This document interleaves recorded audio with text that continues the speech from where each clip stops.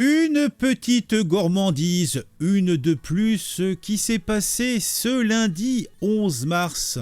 Une étrange surprise pour les habitants de Clermont-d'Exideuil. C'est un petit village de 240 habitants que vous ne connaissez pas et moi non plus, et ça se trouve dans le Périgord vert. Et les habitants ont été choqués, affligés et surtout attristés de découvrir des tags dans leur bourg avec une cinquantaine de tombes taguées. Alors, on a des inscriptions telles que Ramadan, Allah, chien de guerre et l'ours musulman se réveille. Tout cela a été retrouvé sur les stèles du 19 mars 1962, date historique importante. Le monument aux morts et une cinquantaine de tombes du cimetière et la croix sur la fontaine ont été dégradées, taguées. Le monument aux morts, le manque de respect. Je vous faisais une petite vidéo il y a quelques heures à peine où je vous expliquais que le respect était mort. Selon Lydie Gonnet-Cochard, la deuxième adjointe au maire de la commune de Clermont-d'Exideuil, je vous le rappelle, petit village de 240 habitants, les habitants sont sous le choc et consternés face à cet acte de vandalisme et acte raquiste à n'en pas douter, puisque on vise notre pays, on vise notre culture, on vise nos anciens, on vise nos monuments aux morts, on nous vise, on nous en veut. Alors, est-ce que c'est une provocation ou est-ce que c'est l'acte de gauchistes gauchisants ou de musulmans manumétants, comment on dit, mahométans? Je ne sais pas, je vous l'avoue.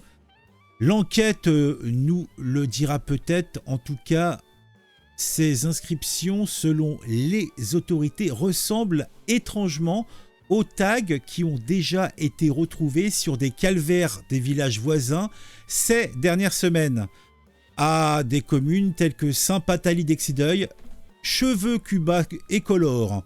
Les techniciens en identification criminelle de la gendarmerie nationale sont intervenus pour faire des relevés sur les tombes profanées et une enquête de la gendarmerie est en cours pour retrouver le ou les auteurs de ces actes. Les images satellites de surveillance du territoire sont mises à contribution pour éventuellement voir s'il n'y avait pas de véhicules avec GPS qui sont passés par là. Ah, on améliore le progrès, on améliore, hein, tout le temps, c'est ça le progrès. En tout cas, le maire de Clermont-d'Exideuil a annoncé son intention de porter plainte et le parquet a ouvert une enquête pour dégradation aggravée. Sur X, ex-Twitter, le préfet de la Dordogne a fermement condamné cet acte de vandalisme commis au cimetière du Clermont-d'Exideuil. Je vous avouerai que moi, je trouve ce petit incident, eh bien, je vous dirais assez habituel. Je vous ai fait par le passé déjà 1, 2, 3 vidéos sur des sujets équivalents. Alors 2 fois, ça va être des malades qui vont aller taguer des tombes ou même dégrader, casser des tombes juives. Une autre fois, ça va être des petits malins qui vont aller dans le carré musulman pour tout foutre en l'air. On parlera pas des cas où on a eu des membres d'extrême gauche qui vont casser des coins donc des cimetières militaires.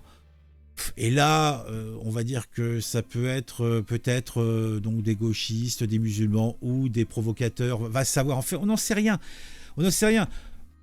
On ne peut que prendre les éléments factuels qui sont mis. Là, il semblerait que ça soit plutôt donc des actes de musulmans, mais ça veut rien dire. On le sait bien. Bon, autant dire que ces actes de vandalisme ont suscité une vague d'indignation dans la région et même au-delà. Les autorités locales ont appelé à la vigilance et à la solidarité pour lutter contre ces actes haineux et préserver la paix sociale dans la région. Ça va être difficile. Les habitants de Clermont-Auxerrois espèrent que les auteurs de ces actes seront rapidement identifiés et traduits en justice. Je pense que bon, dans une commune de 240 habitants, on aura vu passer les énergumènes. En tout cas, j'ose l'espérer.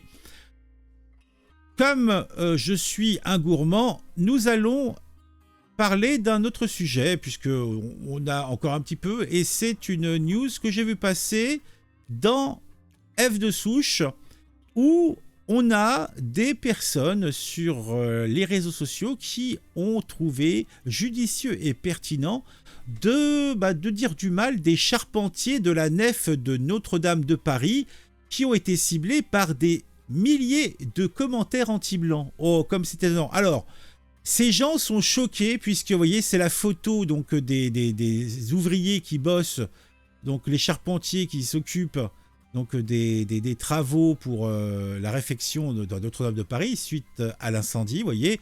Et effectivement, nous voyons des hommes et des femmes. Effectivement, nous avons du blanc. Ah si, si je vois un là-bas, peut-être au fond là. Ah, il y a peut-être un noir. Allez, peut-être, voilà. Mais c'est vrai que 2 ou 3 noirs, voilà, peut-être un ou 2 arabes, peut-être. Mais en fait, c'est vrai que au premier plan, nous avons des beaux visages blancs, etc. Bon, alors pour leur expliquer les choses, c'est que en général sur ces œuvres d'art, on utilise des gens qui font partie d'une certaine fratrie artisanale, hein, donc qui sont des maîtres artisans dans leur profession. C'est pas Joe qui fait la réfection de ton appartement qui intervient sur ce genre de chantier, parce que c'est au-delà d'un travail, c'est aussi une consécration pour un artisan de travailler sur un tel monument, puisque Notre-Dame est un monument. C'est l'histoire. Et ces gens savent qu'ils participent à la continuité d'une œuvre qui a été construite au XIIe siècle, XIIIe siècle. Donc c'est... Voilà quoi.